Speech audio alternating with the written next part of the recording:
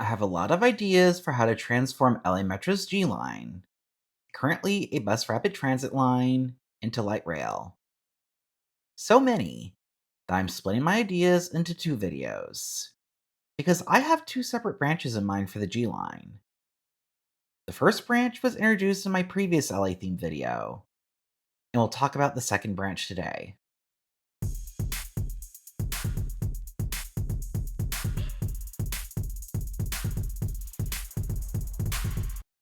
This branch would have a western terminus at Warner Center, which already has tens of thousands of jobs and is expected to add even more jobs and housing in the coming years. I designate this Warner Center branch as the W line to keep riders from getting confused with the G line. This is an area explicitly designed to reduce car centrism, so having a W line go to Warner Center only seems appropriate. This branch then comes together with the current G line and runs along the current G line for a while. It would make all the G line stops, from a merger point near the DeSoto stop, all the way to the end of the current G line route. DeSoto, Pierce College, Tampa, Reseda, Balboa, Woodley, Sepulveda, Van Nuys, Woodman, Valley College, Laurel Canyon, and North Hollywood. After then, the W line would stop at Hollywood Way and Magnolia Boulevard. The G line would stop there as well. One other thing I'd add, this is different from the routing I proposed in this area when I proposed my G line extension.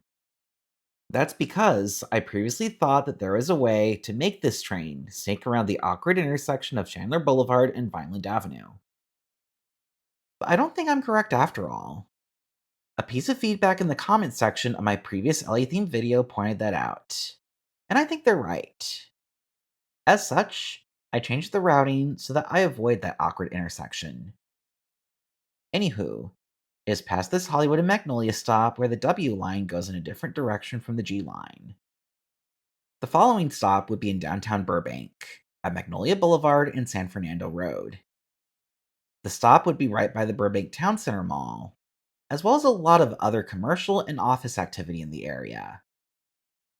I would be shocked if this stop didn't get healthy ridership numbers, if it ever existed in real life. Soon after this stop, the train makes a right turn onto Glen Oaks Boulevard. On Glen Oaks Boulevard, the train's first stop would be at Alameda Avenue. It connects here with the Glendale B Line Route 7, a bus route that is important for people making their way to Disney facilities in the Glendale area, as well as for the Public Storage Corporate Office. I would not have expected the Public Storage Corporate Office to be right by offices for Disney.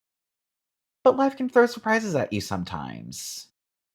The next stop would be at Glen Oaks Boulevard and Pacific Avenue. Development by the stop isn't too impressive, but the Glendale B Line bus it connects with at this stop, Line 5, is relatively frequent at times, so the connection to that bus line seems valuable. Plus, it is a little more than 2 miles after the previous stop, so by the time you get to Pacific Avenue, the train is due for a stop. The train then turns right off of Glen Oaks Boulevard and onto Brand Boulevard, so that it can head to downtown Glendale. I'd have a stop at Brand Boulevard and Monterey Road. There is a cluster of mid-rise and high-rise residential buildings and office buildings just north of the 134 in Glendale.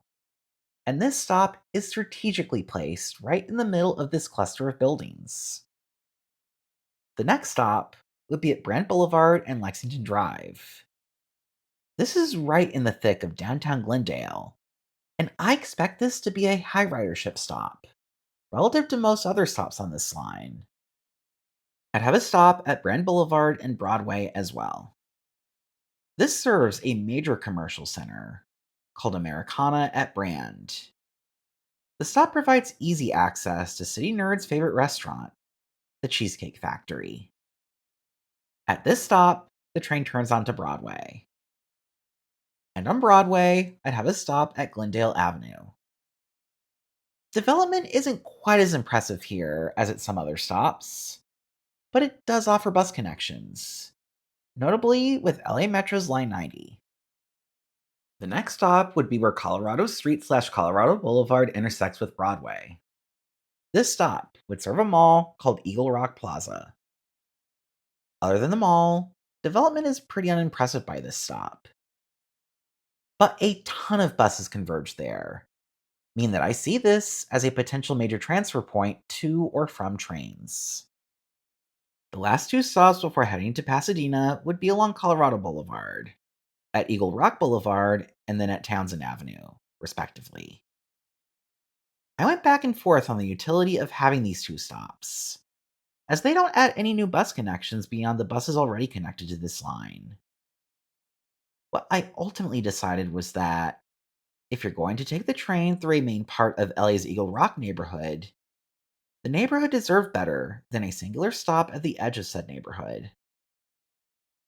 The last stops on this route would be in Pasadena. I'd have a stop where Colorado Boulevard intersects with the Royal Parkway in downtown Pasadena. This is where the train intersects with the A line.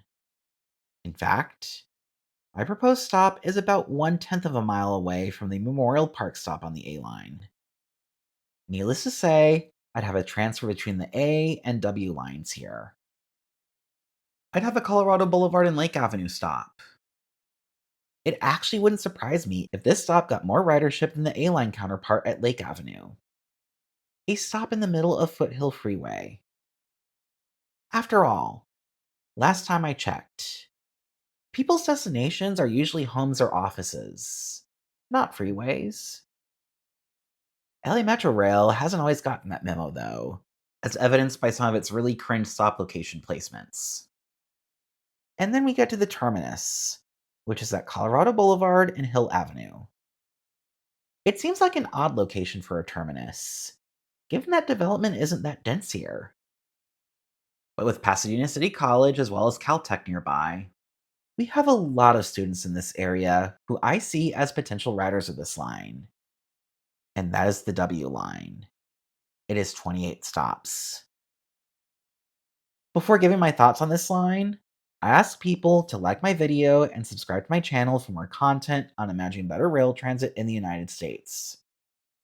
Please also press the bell icon so that you're notified of when new videos come out. Oh, and by the way, I now have a Ko-Fi page if you're interested in supporting my channel in a monetary manner. Now to my thoughts on this proposed line. This line has several stations that have the potential to be massive ridership drivers. Warner Center, the connection with the future Sepulveda train line at Sepulveda Boulevard, downtown Burbank, downtown Glendale, and downtown Pasadena. All these areas, along with North Hollywood, are stations that I predict would be in the upper echelon of ridership for LA's Metro rail system. The biggest ridership driver of all might be Warner Center, though. Consider this: there are 45,000 jobs already there, and the potential for as many as 80,000 new jobs there in the not too distant future. If even 5% of these 80,000 potential new workers and 45,000 current workers took my proposed W line, that would be 6,250 riders for the W line at the Warner Center station alone. For some perspective, only 4 stations in the entire system have a higher weekday ridership than 6,250. This doesn't mean that the proposed route is without its concerns, though. My biggest concern is that a lot of the stations along the current G line, which I'm proposing as future stations for the G line in its light rail form, as well as this W line, don't currently have the ridership to justify having 2 train lines running together. I'm kind of banking on this changing in the future, though. Between the building of a Van Nuys light rail line and the building of a Sepulveda line, that would be extremely important for the LA area. I'm especially banking on my Warner Center stop being a big ridership driver. To be frank, if not for Warner Center, I'd have this line terminate in North Hollywood. Come on, Warner Center. I believe in you. A secondary concern is something called interlining, where two train lines merge together onto one set of tracks. This would happen when the W and G merge heading east near the DeSoto stop, and when the two lines merge by the Hollywood Way and Magnolia Boulevard stop heading west.